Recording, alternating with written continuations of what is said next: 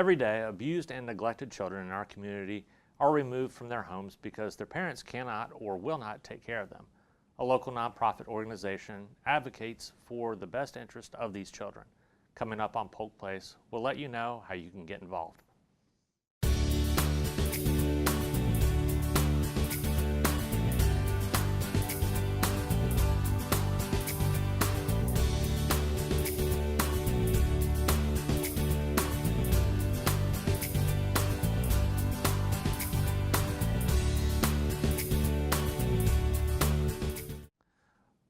Welcome to Polk Place. I'm your host, Jeremy Morady, and with me today, longtime friend here, Diane Schmelz, who's the Recruitment and Community Outreach Coordinator.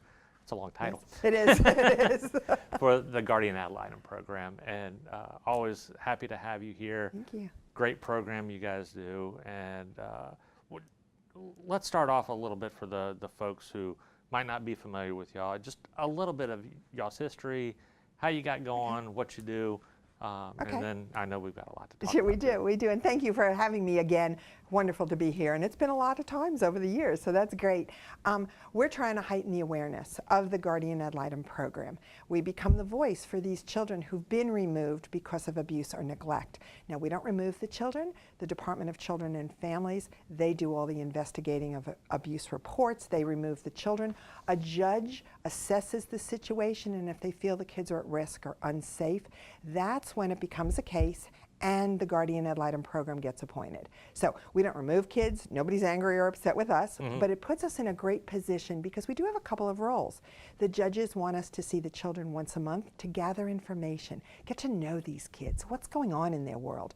We talk to their caregiver, maybe it's a foster mom or a relative. We talk to teachers and doctors. We're court appointed so we can get confidential information. Our volunteers each then get a coordinator and one of our attorneys in the office. We are a state agency, and they work together as a team to try to figure out what do we believe is in the best interest of these kids. Mom and dad and their attorneys are in court, the Department of Children and Families and their caseworkers and investigators and attorney. Our focus is just the children and their best interest. So the judges take us very seriously. And if that caseworker has 15, 16, 17 cases and our volunteer has one, we know that case inside and out. And while we're doing the case, gathering information, we often become the only consistent adult in the life of these kids. They get moved from home to home. Schools change, they lose friends, they're separated from mommy and daddy. And even if there's been abuse or neglect, they love them, you know. It's a scary time. We had a young lady when she graduated high school, she had lived in 21 foster homes. And I was like, oh my gosh. At 18 years old, how could you have lived in 21 places?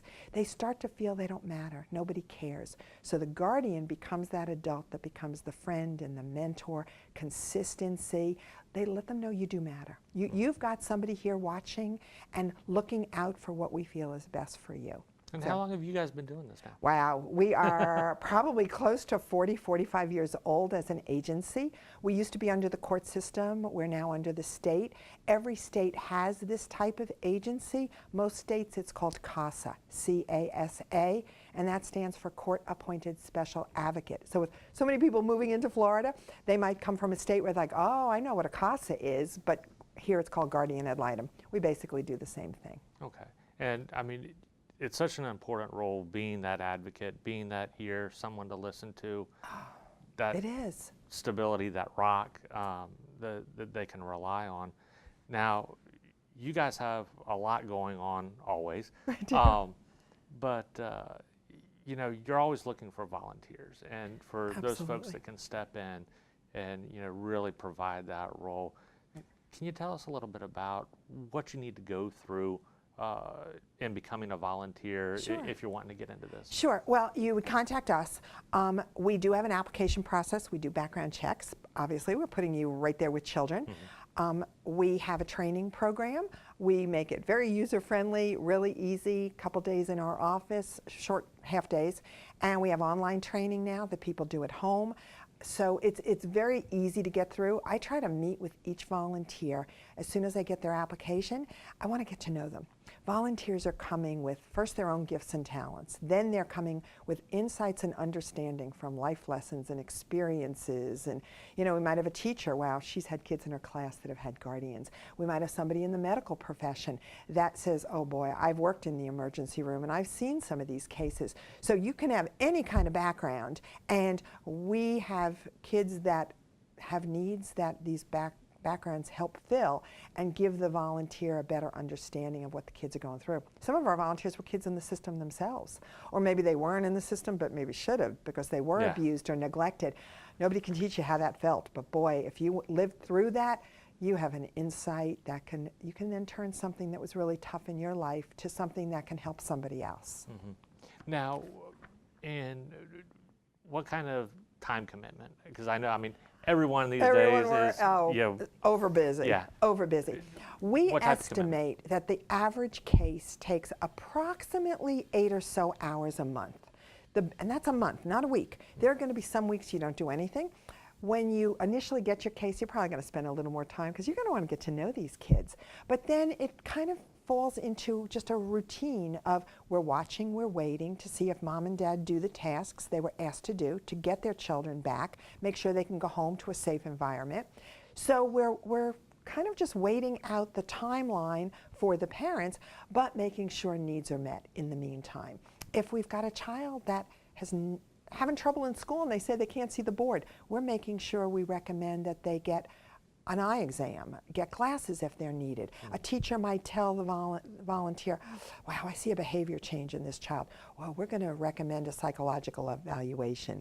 We don't need to be the expert, but we can make recommendations and then the judges order it. So you're looking probably about 7-8 hours a month. We do look at where you live. The county is big. I don't know streets, but I do know my zip codes in the county, where you are by your zip code. I'm in South Lakeland, and for me to get to Davenport, it would take almost an hour. Sure. So we try to be very respectful of where the volunteers live and place them on cases where the children are within reasonable driving distance. Especially, we just had a gas hike again. So we want to make sure that we're not overburdening any of our volunteers. How many cases do you guys handle We've on got average? The average volunteer will have one, but right now there are close to 2,400 children in the county. Wow. So staggering number. We need volunteers. We have lots of volunteers that do it as a team. Maybe a husband and wife, or 2 girlfriends, or a mom and a son. So that is great. The worry of time is shared, and people really don't need to worry about that. If there's something they can't do in a given month, their coordinator's going to jump in and do it for them. We're ultimately responsible. They're the volunteer, and we know they have a life, and stuff comes up. Safety is an issue people always worry about, and we're never, ever going to put anyone in an unsafe or even uncomfortable situation. If they're going to make a visit and they're thinking it's not the best neighborhood or area and they're a little concerned, we tell them, don't stop, keep going. We will send another volunteer with you as a mentor. Your coordinator can go. We can see the kids at school. We can observe supervised visits. So we can get everything we need, and you're never going to be uncomfortable or unsafe. Okay.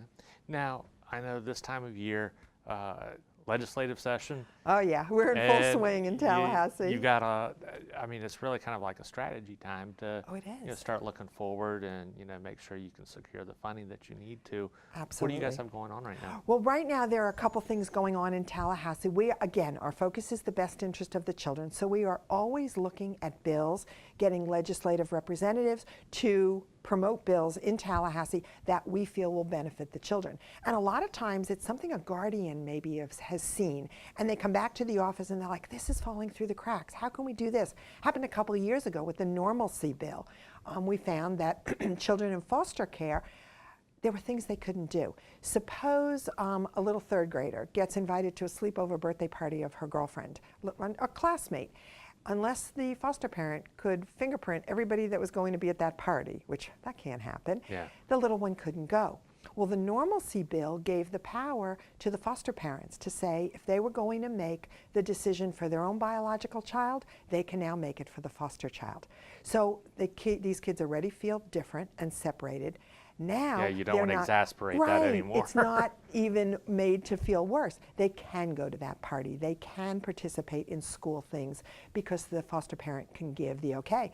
And we got Ben Albritton, our representative, to take it to Tallahassee. He got a few others on board, and unanimously, both houses, it passed up in Tallahassee. It's kind of one of those common sense type Exactly, of laws exactly. that was needed. So Yeah. we look at a lot of those things.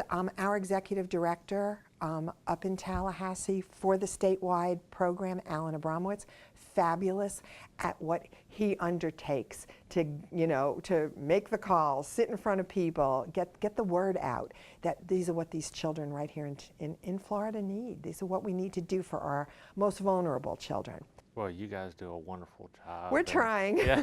We're trying one case at a time. It's hopefully we'll get this out there and Perfect. Get you guys some more volunteers. I hear so many volunteers saying, I didn't know about this. I would have done this before. I've been looking for a place to volunteer.